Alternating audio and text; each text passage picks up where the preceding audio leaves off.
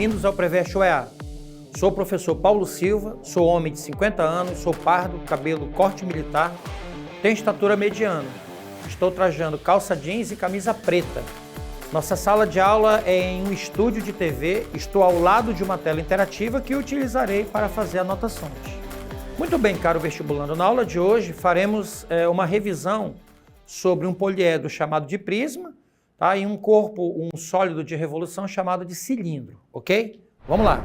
Primeira questão diz o seguinte: determinado tipo de alimento é vendido em caixas que possuem a forma de um prisma reto, de base retangular e cujas medidas internas estão indicadas na figura, ok?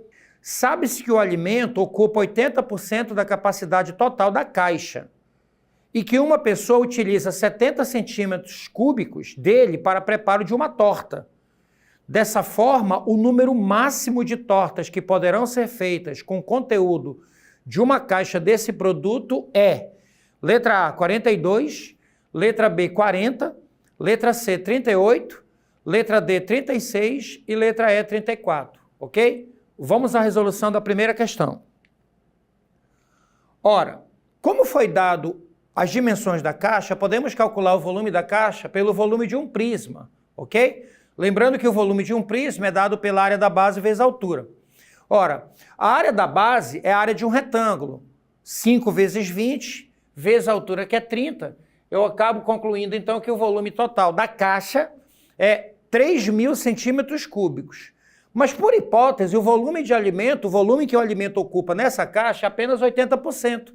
Então, quando eu tirar 80% de 3.000, vai dar 2.400, ok? Aí, uma regrinha de 3, eu posso achar quantas tortas consigo fazer. Lembrando que uma torta, para fazer uma torta, eu preciso de 70 centímetros cúbicos. Entendeu? Aí eu peguei o volume de alimento que tem lá dentro, 2.400, e dividi por 70.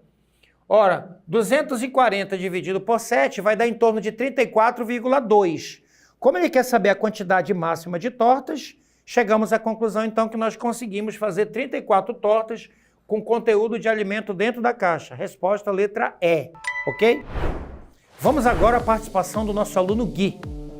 Professor, este prisma de base retangular pode ser considerado um paralelepípedo reto-retângulo?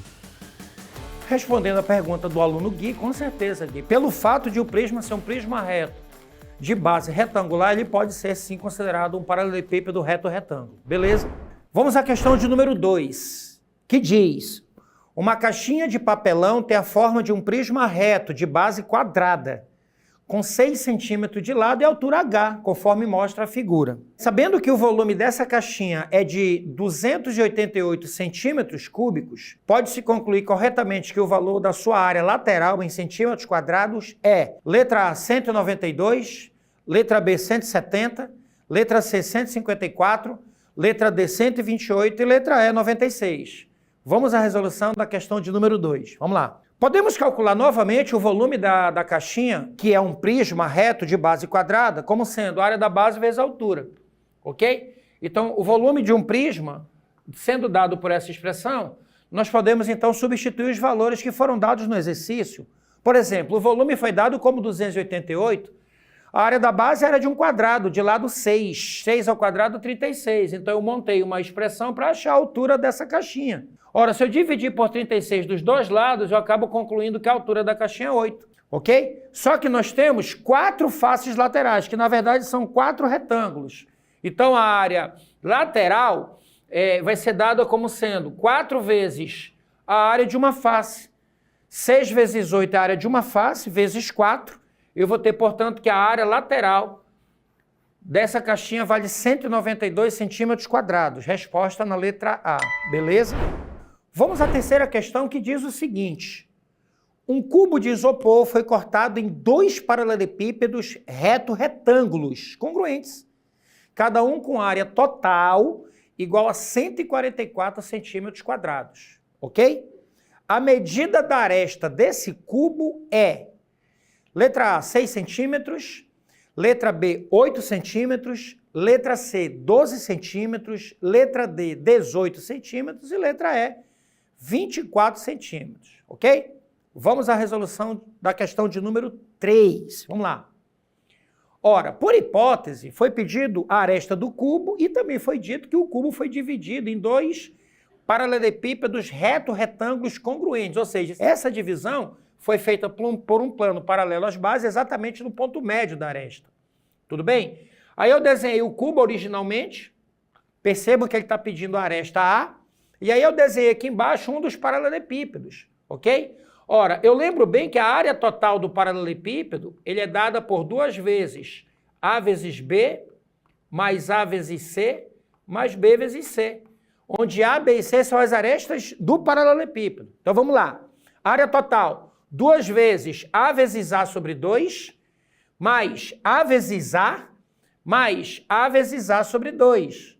Ora, a área total foi dada, por hipótese, como sendo 144. Aí eu apliquei a propriedade distributiva, multiplicando esse 2 de fora por cada termo de dentro do parênteses. 2 vezes A quadrado sobre 2 é A ao quadrado, 2 vezes A quadrado dá 2A quadrado, e 2 vezes A ao quadrado sobre 2 também é A ao quadrado. Observem que esses três termos são semelhantes. Então eu posso somar esses três termos para obter 4A quadrado. Isso tudo igual a 144. O próximo passo é dividir por 4 dos dois lados. Então eu tenho que A quadrado é igual a 36, da onde simplesmente extraindo a raiz, nós temos que A igual a 6 centímetros. Portanto, a aresta do cubo original, aquele obtido antes do corte, tem 6 centímetros de aresta, ok? Resposta na letra A, beleza? Vamos à questão de número 4, que diz o seguinte: uma tela retangular de 3,6 metros quadrados de área e 40 centímetros de altura. A gente já nota uma incompatibilidade de unidades. Será utilizada para cercar um canteiro circular, conforme mostram as figuras abaixo.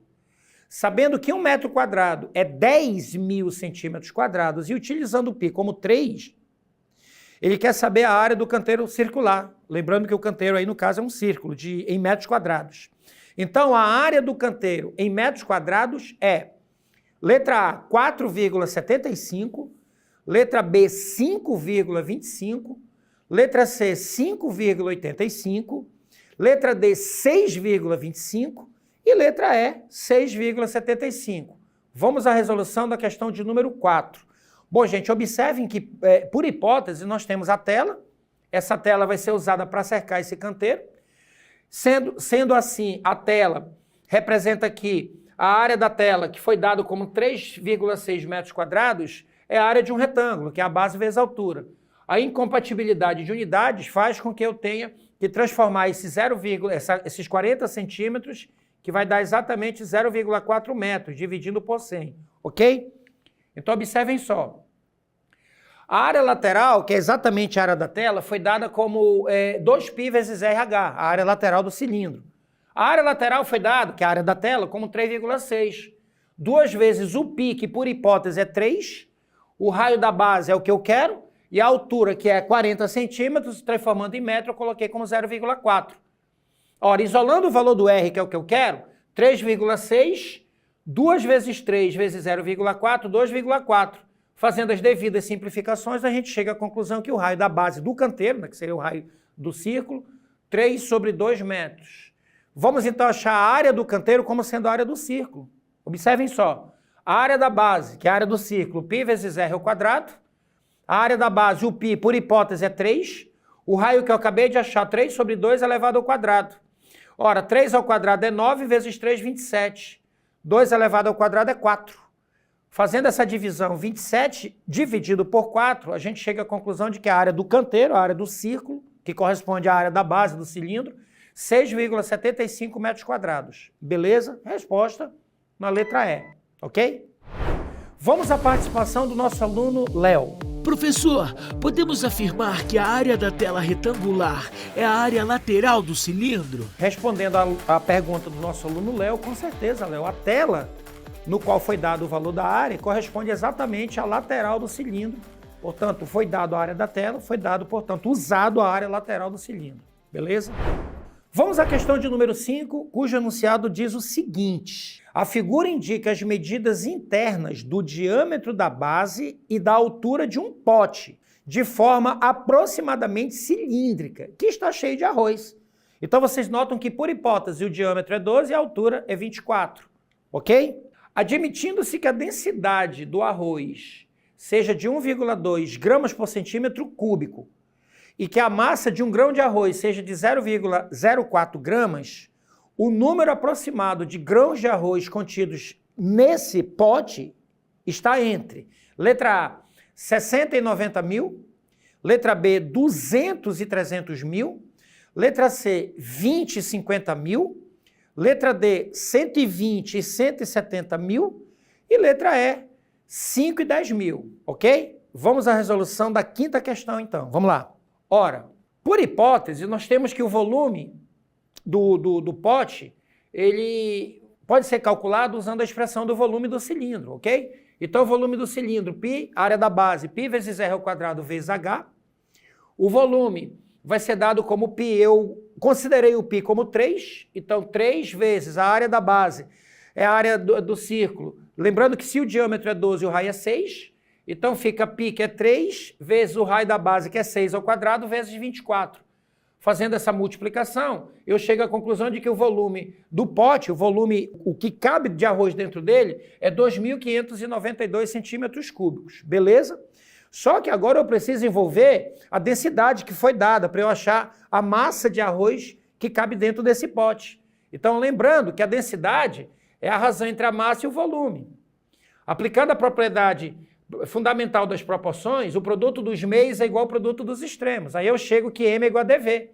Ora, a massa de arroz dentro desse pote é igual, a densidade a 1,2, o volume eu acabei de calcular como sendo 2.592, fazendo esse produto, eu chego à conclusão de que a massa de arroz que cabe dentro desse pote, 3.110,4 gramas.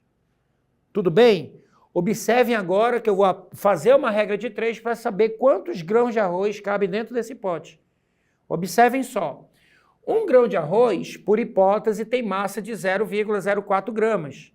Quantos grãos de arroz eu consigo colocar dentro desse pote para ocupar 3.110,4 gramas de massa? Ok? Aplicando aí o meio pelos extremos, a gente chega à conclusão de que o número de grãos de arroz que cabe dentro desse pote é igual a 3.110,4 dividido pela massa de 1 grão, 0,04.